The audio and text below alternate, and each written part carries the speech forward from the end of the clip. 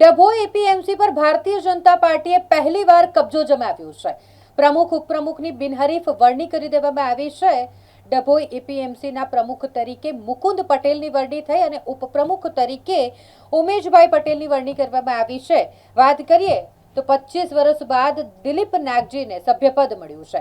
ખૂબ જ ઉત્સાહ સમર્થકોમાં જોવા મળી રહ્યો છે। સમર્થકો દ્વારા ફુલહાર પહેરાવી અને આ નવા બનેલા હોદ્દેદારોનું સ્વાગત સન્માન કરવામાં આવ્યું છે। જ્યારે ડભોઈમાં એપીએમસી ખાતે ભારતીય જનતા પાર્ટીએ પહેલીવાર કબજો મેળવ્યો હોય તો ડભોઈના ધારાસભ્ય શૈલેષ મહેતા દ્વારા પણ શુભકામનાઓ પાઠવવામાં આવી હતી। આજરોજ યોજાયેલ ખેતીવાડી ઉત્પન્ન બજાર સમિતિની ચૂંટણીમાં અધ્યક્ષ તરીકે મારી બિનહરીફ વરણી કરવામાં આવી છે। એ બદલ ધારાસભ્ય શ્રી શૈલેષભાઈ દિલીપભાઈ પટેલ ચેરમેન શ્રી બ્રહ્મભટ્ટ સાહેબ અને અમારા બોર્ડ ઓફ ડિરેક્ટરોનો ખૂબ ખૂબ આભાર માનું છું। અને બજાર સમિતિનો જે વિકાસ કરવાનો છે એ નેમ સાથે અમે હવે આગળ વધીશું અને દિલીપભાઈના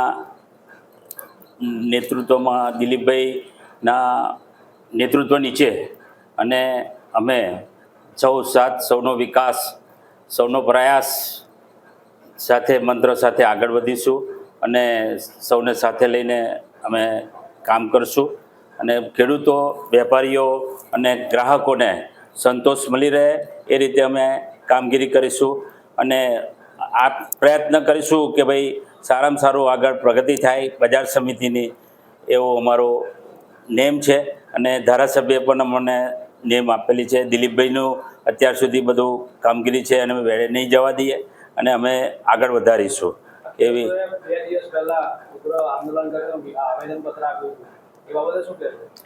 ખેડૂતોનું આવેદનપત્ર આપ્યું એ બદલ સરકાર વિચારી રહી છે અને અમે ધારાસભ્યશ્રીને રજૂઆત કરી છે અને ધારાસભ્યશ્રીએ ઉપર રજૂઆત કરી છે અને એનો નિર્ણય થવાનો છે।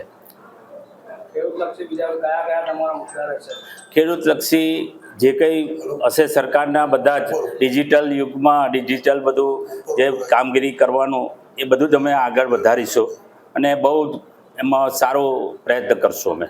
ડભોઈ ખેતીવાડી ઉત્પન્ન બજાર સમિતિ એટલે કે એપીએમસીમાં આજે પ્રમુખની ચૂંટણી હતી એ બિનહરીફ જાહેર થયા છે। અમારા મુકુંદભાઈ પટેલ પ્રમુખ તરીકે અને ઉપપ્રમુખ તરીકે ઉમેશભાઈ પટેલ બંને જણા સર્વાનુમતે બિનહરીફ ચૂંટાયા છે। હું બંનેને અભિનંદન આપું છું અને ખાસ કરીને 35 વર્ષમાં પહેલીવાર ભારતીય જનતા પક્ષનું એપીએમસીમાં બોર્ડ બન્યું છે એટલે તમામ ડિરેક્ટરોને ખાસ અભિનંદન આપું છું।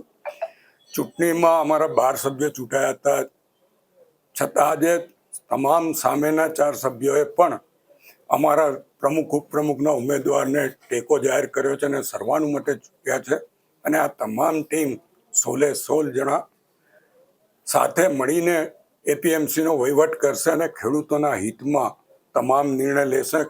ખેડૂતોને કેવી રીતે વધુમાં વધુ એપીએમસી દ્વારા ફાયદો મળે અને એપીએમસીનો પણ જે વિકાસ અટકેલો છે એને માટે પણ સરકારમાં રજૂઆત કરીને એપીએમસીને પણ વિકાસના પંથે આગળ લઈ જવાનું આ ટીમ કામ કરશે, એમાં અમારા તરફથી સંપૂર્ણ સહયોગ મળશે। 2 દિવસ પર ખેડૂતોએ આવેદનપત્ર આપ્યું હતું બાજરીના ભાવને લઈને। બાજરીના ભાવોનો પ્રોબ્લેમ નથી, ખરીદીનો પ્રોબ્લેમ છે કે જે ખરીદી કરવામાં આવતી હતી 1800 ને બદલે 1000, એના માટે જે તે એમની રજૂઆત હતી। પરિપત્ર મંગળવારે બહાર પાડવામાં આવ્યો। મંગળવારે જ હું અન્ન પુરવઠા મંત્રી અને કૃષિ મંત્રી બંનેની સાથે મળ્યો હતો અને જે મુશ્કેલી સરકારની છે એમાં ખરીદી દર વર્ષો કરતાં 4 થી 5 ગણી વધારે ખરીદીઓ કરવામાં આવી છે અને એના કારણે તમામ ગોળાઓનો પેક થઈ ગયા છે। ગોળાઓનો સરકાર પાસે રહ્યા નથી, એના કારણે ખરીદી ઉપર થોડીક બ્રેક મારવામાં આવી છે।